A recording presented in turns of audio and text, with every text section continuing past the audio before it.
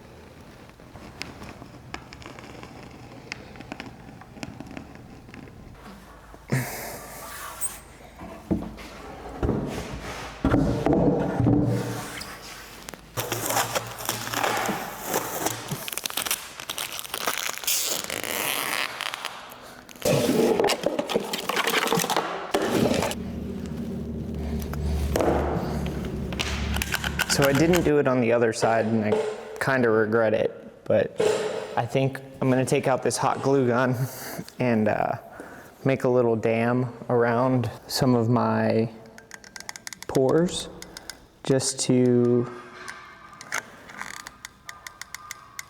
make it a little bit easier as far as filling them. And I think I'll waste less epoxy if I can just give myself a tight little spot. Some of these actually filled in really nice because I used Tyvek tape on the bottom, so it creates a dam and creates a really nice flat fill spot. But it doesn't always fill the whole way through, like right here. I have a little gap.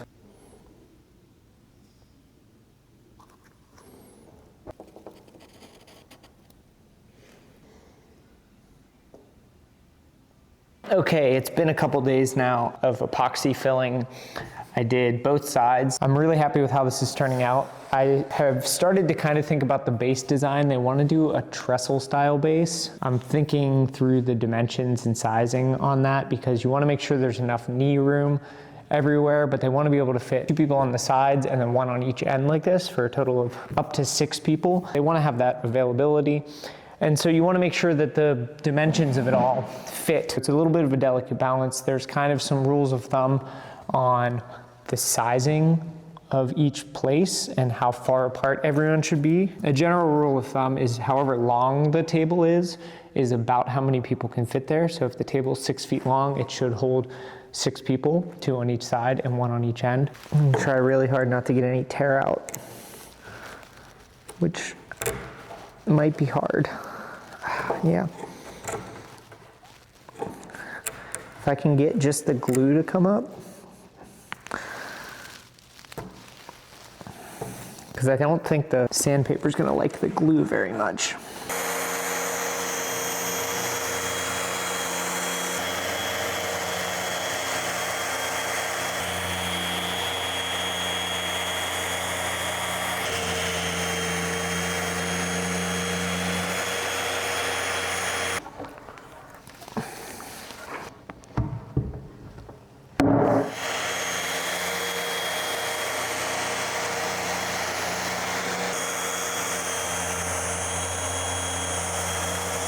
I'm still not 100% sure what I want to do for the base on this, but I know roughly what we're going for. I know that we're going to do a trestle style. I know roughly how big each one of those pieces need to be, so I can break down material into those different pieces and we can start kind of shaping and playing from there. This is another maple slab that I have. This one is super twisted, so there's no sense in keeping it as a full slab. It's good and thick though, so that will be nice for getting nice even material out of it. I want nice straight grain for a lot of this, so you know, I see there's a section here in the middle that's 36 inches. It doesn't look too wonky.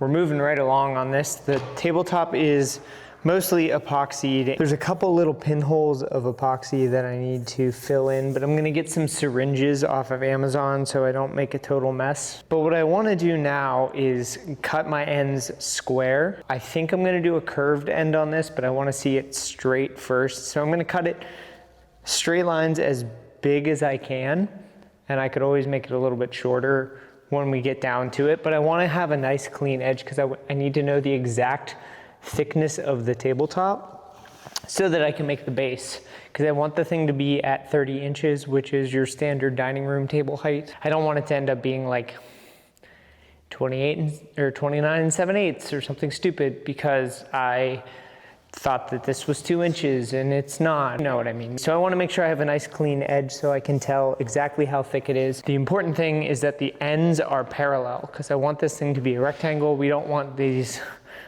all wonky. So this is how I figure out how to make them parallel. Take a measurement, and it's pretty much right at 36 inches. So I'm gonna give myself a mark here at 18 inches. And then this side, do the same thing. It looks like it's also right at 36 inches, so I will give myself another mark at 18. I'm gonna take a chalk line now, set it up right on my mark, pull it across, set my other mark, pull this nice and tight, and snap myself a line. Now, you wanna make sure that it's purple chalk. The red chalk is permanent, and if you were to do that on a tabletop, you would have to sand it all the way out, and it would be an absolute nightmare. The red chalk is for permanent lines on concrete and construction. Purpley stuff is fine for whatever. Now I can take a big square that I trust and reference that center line to give myself a straight line, both directions.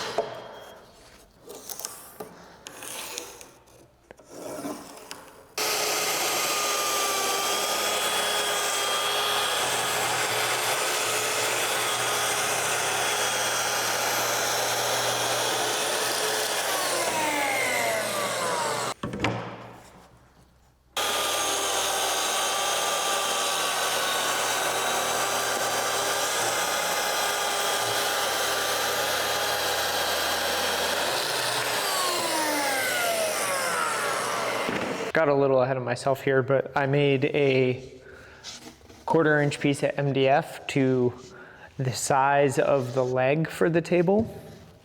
So there's gonna be a foot and a top part. Oh, you guys can't see that. So I'm gonna make an MDF template for this, and then there's gonna be a curve detail on either side. So I have to kind of figure out what that curve is and how to draw it. It's gonna be kind of hourglass shaped, and then the feet will curve the opposite way and the top part will curve the opposite way. I'll put a little screen grab of the design right here. I'm gonna use this square piece of wood to give myself some limits, so I know that it's this long. I found the center. I'm gonna figure out how deep I want that center part to go, and then I can use that to create my curve with something. Maybe come in 2 inches.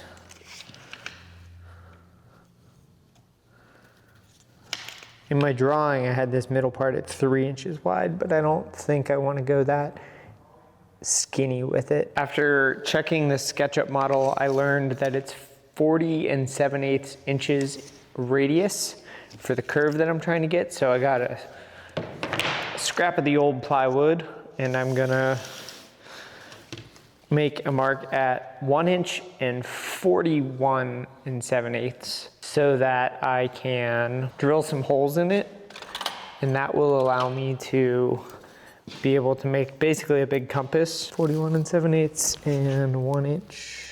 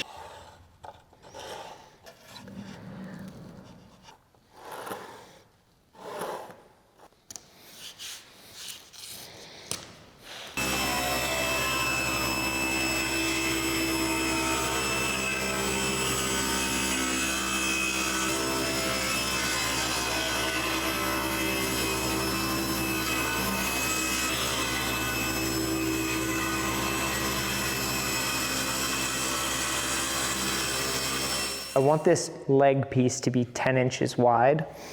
And I made the mistake of thinking, okay, we'll be good to glue these two 5-inch pieces up to be that. I don't know if the table saw blade wasn't like 100% square or what, but the joints just aren't sitting as tight as I would like them to. I'm gonna shave them ever so slightly. I'm gonna put the jointer on like the tiniest, littlest skim pass that's possible and try to shave like a 32nd of an inch off of them. Unfortunately, that means that they're not gonna be 10 inches wide. That doesn't actually matter because it's just a number that I picked. It's gonna be fine. It's just a little bit of an issue, and something that I should have thought through better is confirm that I had two sides that were jointed together nice, and then cut the whole thing down after the fact.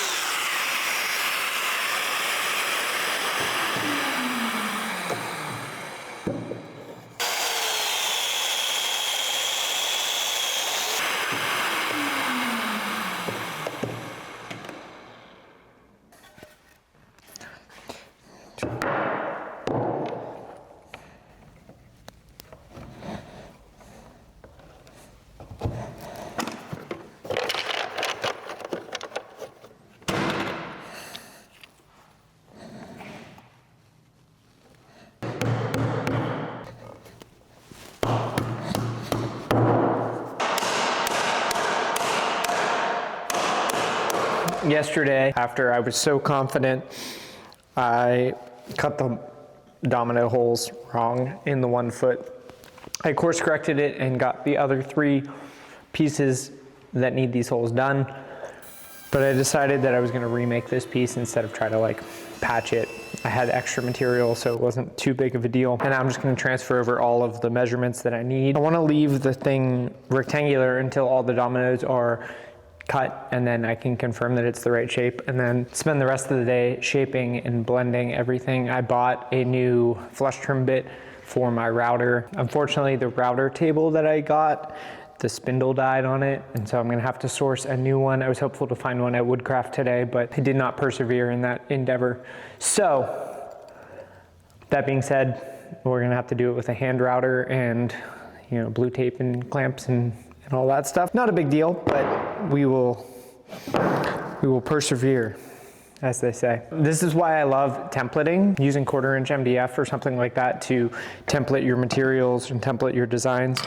I also then label them all, and then I usually keep them. I'm a big fan of templating things because it makes it easy to repeat things and easy to come back to something.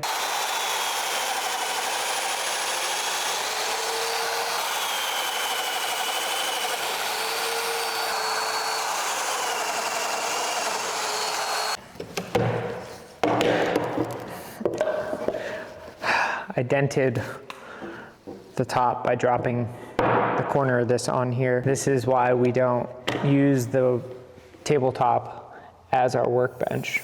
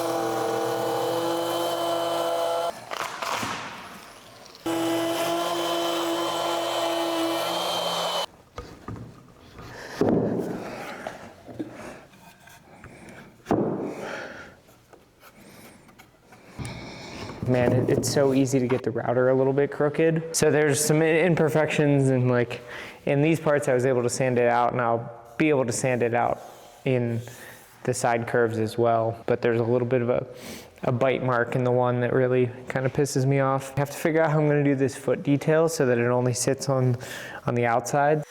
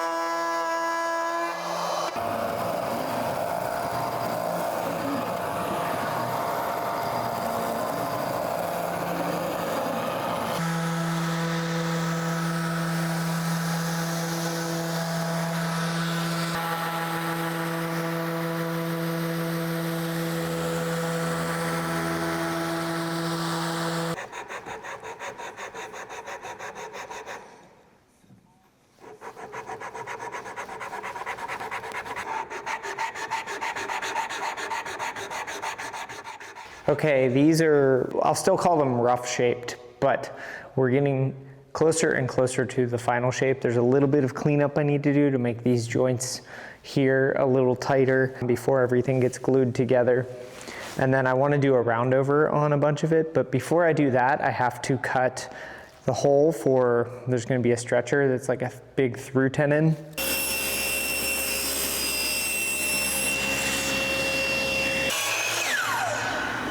Tried to use MDF and it wouldn't stick together for some reason, so I needed something reasonably flat, and unfortunately sometimes it's expensive walnut plywood, and that's just the way it goes. It'll be the prettiest piece of trash I ever made.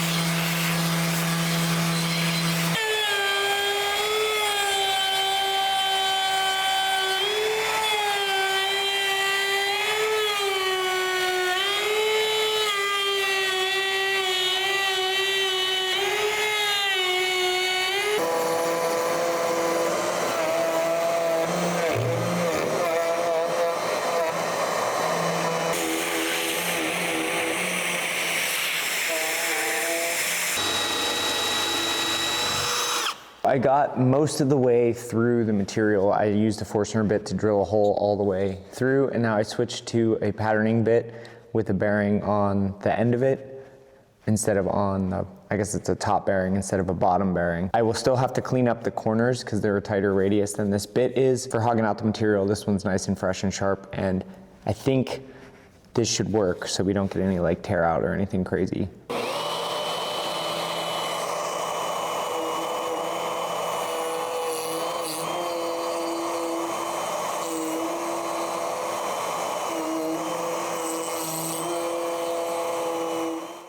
Doug's here today. If you guys are in the Discord, you know Doug, or if you remember moving the giant panel saw, Doug helped me with that. He's playing hooky from work today, so he's helping me out a little bit. I cut out the holes for the through tenons, so the mortise here. I left these rounded corners, and I want to try to mimic that on the through tenon. I need to make the tenon for this by reducing on all four sides by 1/4 inch this material. I could do it with a miter gauge or a crosscut sled type of thing, and ideally a dado stack. I still didn't buy a dado stack. I know that at least one of you comments basically every time I build something asking about it, and I just have neglected to do it. I know that in the grand scheme of things it's not that much money, but I don't have it, and Woodcraft's far away, Rockler's far away, Sawsales is far away. But I think that this is a good opportunity for us to do a different jig with a router. There's a jig that the Samurai Carpenter made years ago using sheets of plexiglass, and it's something I've had the intent of doing for a really long time, and I think today is probably the day that we're gonna build that, so we're gonna do a little bit of a side quest here. The way that this jig works is it uses a larger piece of plexiglass than like the base of the router would have. You're basically remaking that plastic part on the bottom of the router, but you're making it out of a big square, and that way you can then attach a piece of wood as like a fence onto it to create different tenoning type things. So I have this big piece of plexiglass that I've been saving. I found this, I think it came with my house. I think I found it in the attic or something. It will work perfectly for a big one of these, for the big router, and that's why I've been saving it, but we're just gonna use it for the little one because I don't feel like going to the store. Step one, I'm gonna make this one like a 6-inch square, I think. Is 6 inches big enough? We're gonna make it 10 inches.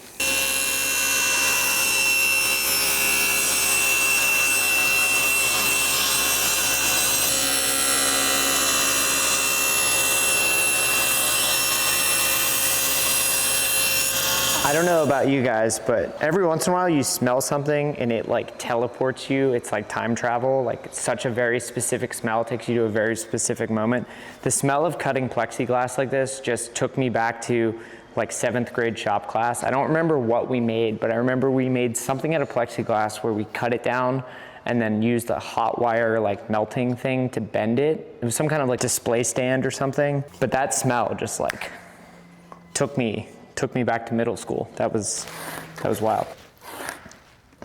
All right, so I'm finding my center here. I just put some tape down so it'd be easier to see my line. It doesn't have to be like perfectly in the center for this, but some semblance of centered is gonna be ideal. And then I'm gonna take this is one of the mounting plates for that router, and I'm going to use it to give myself some marks.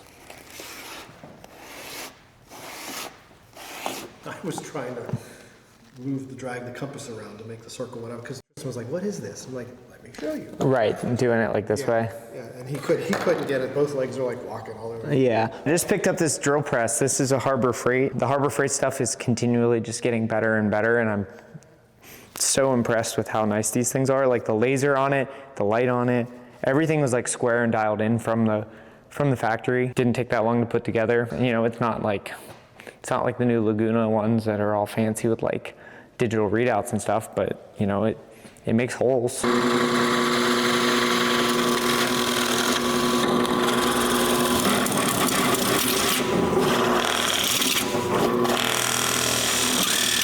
We turn the bit down as far as speed goes. I think that will help.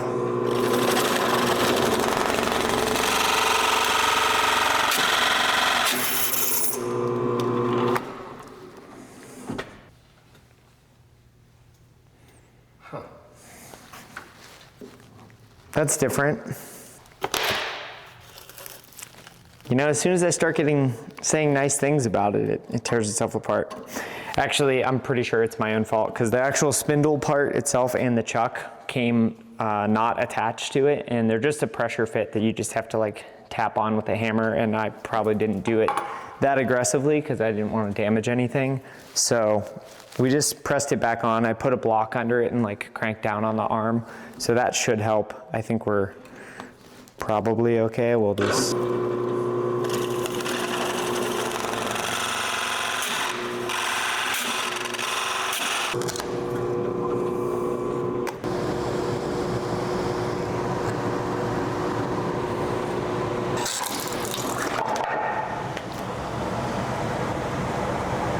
Doug, you want to talk about it? This was like a crusty old piece of plexiglass and brittle, and I bet if I drop it on the floor, it'll break. So we screwed up. I screwed up. Doug's doing a great job. I cracked it and blew out this hole. It grabbed and like pulled it up. So this one's junk. We went to the store and I bought a new piece and I didn't film it, but we're back to where we were. So the idea is that this now is like a giant version of, you know, your standard base plate. And now what we're gonna do is I'm gonna drill a bunch of holes around the perimeter of this. So the idea is you could take a scrap of wood and then screw it using the holes on the perimeter to build a fence. And then you can use it to make tenons or, you know, whatever. You can put them on both sides and lock it into a groove, or you have a ton of flexibility with a jig like this. And it's one of those things that I've just been like meaning to do for 10 years now or something. Maybe not that long, but you know what I mean.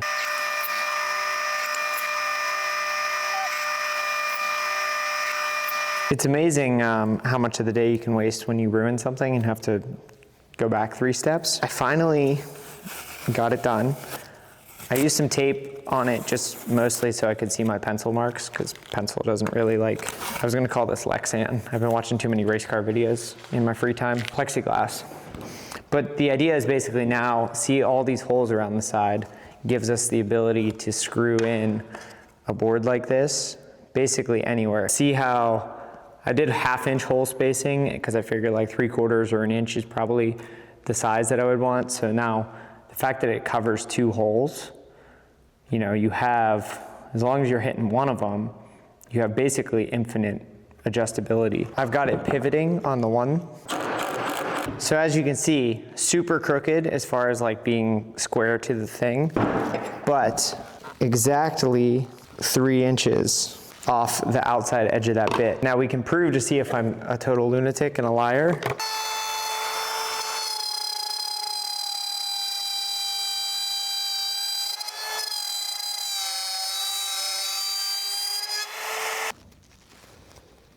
Yeah, I'm like a 30-second short, but honestly, that's okay.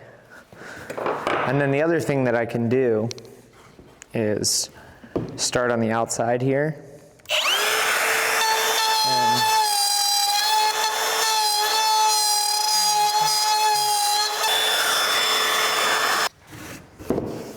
And obviously it's not perfect, but with just that one jig, you can create this whole shoulder.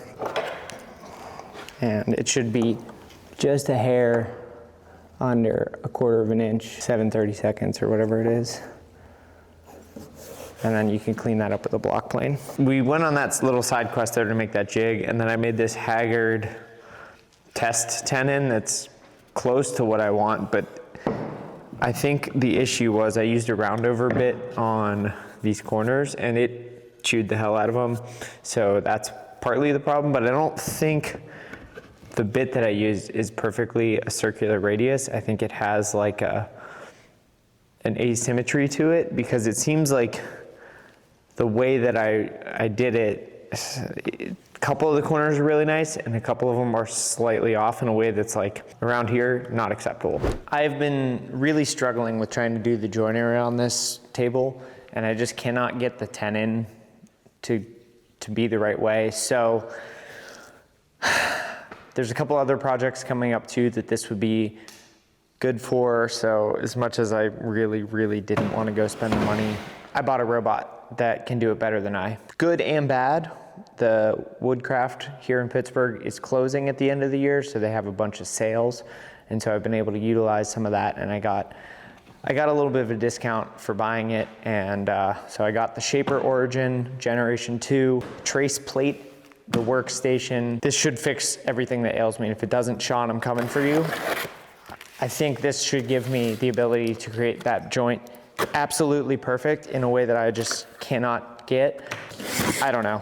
I'm probably gonna end up wasting a bunch more time, not wasting, but spending a bunch more time trying to learn how to use this thing. I couldn't come up with a trustworthy, reliable, repeatable way to do this fast. This just needs done.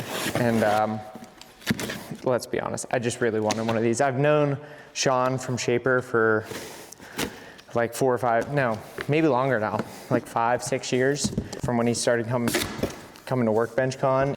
I'm so excited. I'm gonna get all this stuff set up off camera and then we'll come back once it's put together. Okay, I've learned just enough about this thing to figure out how to do this. I did a couple of tests off camera. I just sort of blacked out and spiraled. I made the shape that I want, and I made a mortise and a tenon that are extremely tight fit, which is exactly what I want. This is where it gets really cool. I purchased their calipers, which are mostly just a set of calipers, but it connects to the tool, which gives you some really, really cool options. Put that in, and then if I divide it by 2, it'll center it, and then I go to my other unit,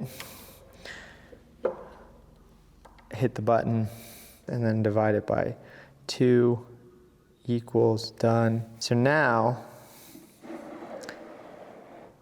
it is, if you can see it, I know it's a little bit hard to see, it's perfectly centered on my material because I use those calipers and the math of the tool.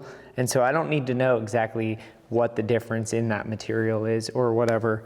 It's just exactly where I want it to go.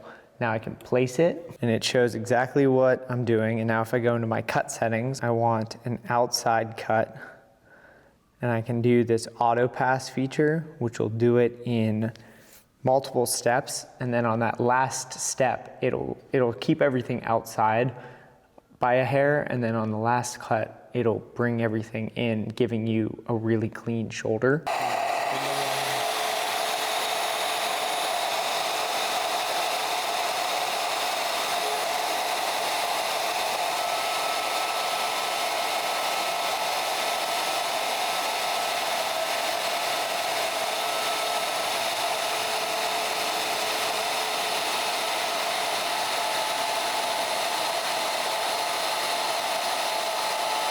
It's late. It's not that late. It's like 5 o'clock on a Friday, and I'm still here working because I love it. But I will have to go home soon because my wife would like to see me at some point this millennia. This is like the coolest feature ever. The fact that it has this like centering thing. We're back in place. I have it supported. You can clamp this thing too, but it does have grippy surface. And they said like really clamping it isn't necessary as long as it's supported well and on like a good surface. And you don't want to clamp it too hard because you could damage the board. You could bend it. You could warp the thing by clamping it too hard. I'm glad I saw that because I'm such an over tightener. Got my thing. I'm setting it to auto pass, which means it will, you can either have it just do a full depth cut of whatever you want, or you can have it do it in steps. It'll cut it and then it'll cut it again. And then on the last pass, it'll cut at the final depth, but bring it in or like against your line, because it's really hard for it to be absolutely perfect. One cut and then one cut down, you'll get a little line. So that last pass, they leave just enough room to whoosh, smooth it all out. And then it's not too heavy of a load, because the thing with this is like it's really good at keeping your position, but it will screw up if you like jerk it, you know, if it catches weird. So you still want to do proper routering and do it in a couple passes. So that's a really cool feature.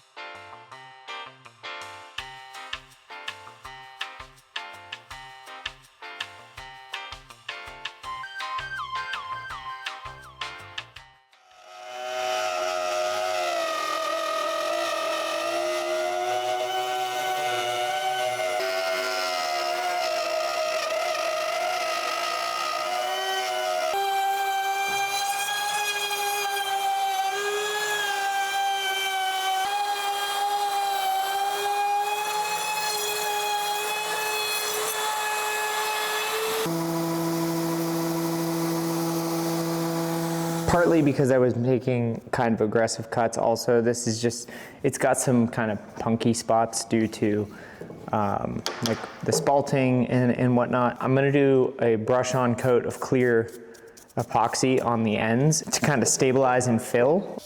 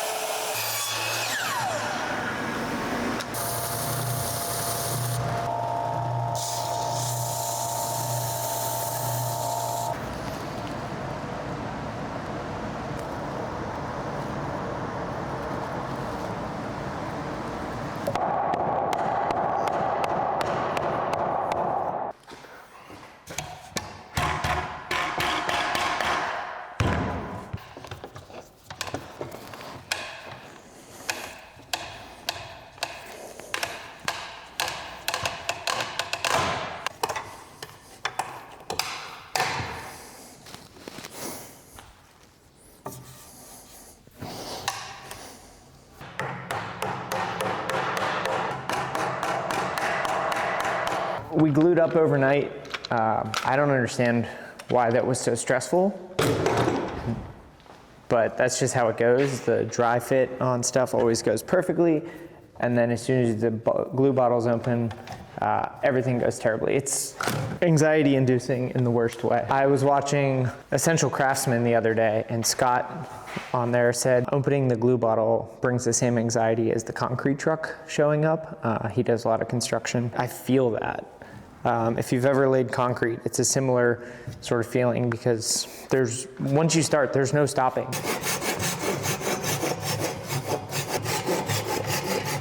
Oh no.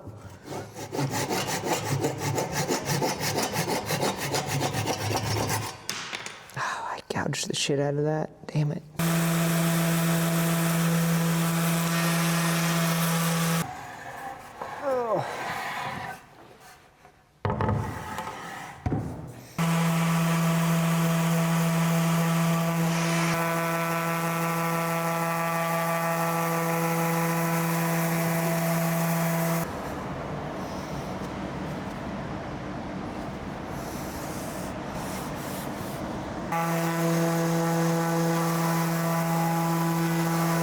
Well, I'm sure some of you saw this coming and were screaming at the TV because you realized I missed it, but I forgot to drill holes for the mounting bolts in the base before I glued it up, so now I have this ridiculous, whatever the hell you want to call this situation.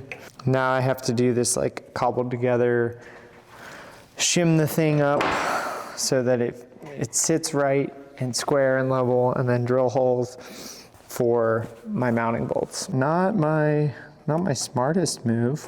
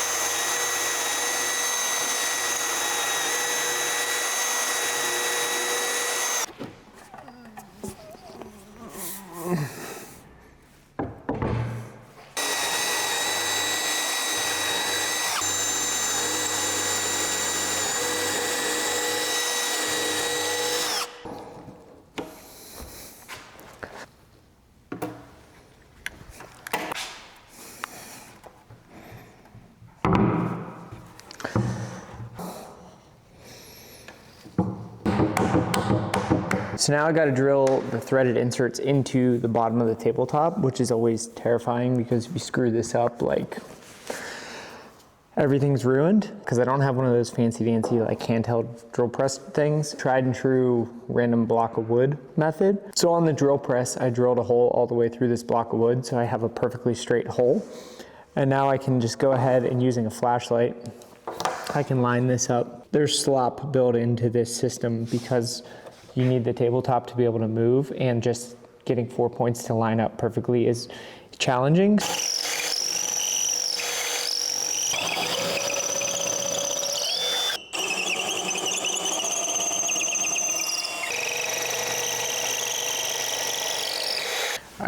I'll spare you most of the sanding. This video is already getting a little bit long-winded with all the little side quests and problem solving that we did. So I sanded it. You know, you sand until you hate sanding and you hate yourself and your fingers are hurt. Great to, you know, jam out to some good music or an audiobook, which I've been doing a lot of both. I went out and grabbed some tack cloth because I want to just make sure that we get any of the dust and crust off of the bottom. And if you don't know, tack cloth is basically just like cheesecloth with, I think it has wax in it. It picks up all the dirt that's on the surface, any sawdust. I'm really, really happy with how this is looking.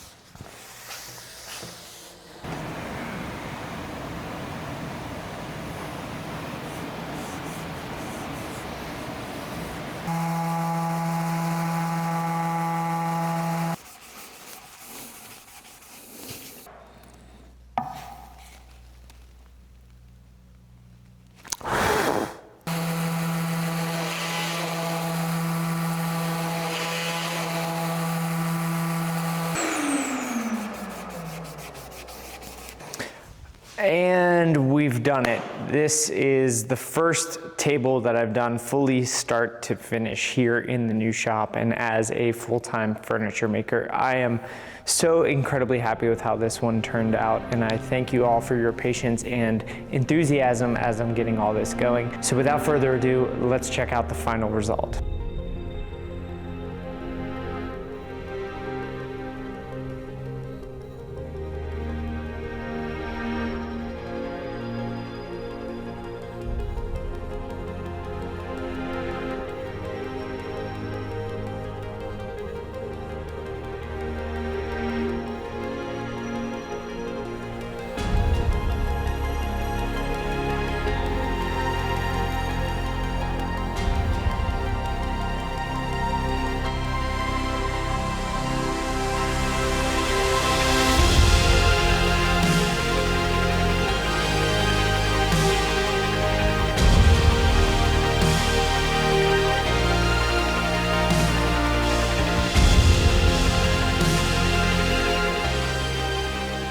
Thank you guys so much for following along and watching on this. If you haven't already, make sure that you like, comment, and subscribe, because next time we're gonna be getting into those giant logs that we picked up, and you're not gonna wanna miss that.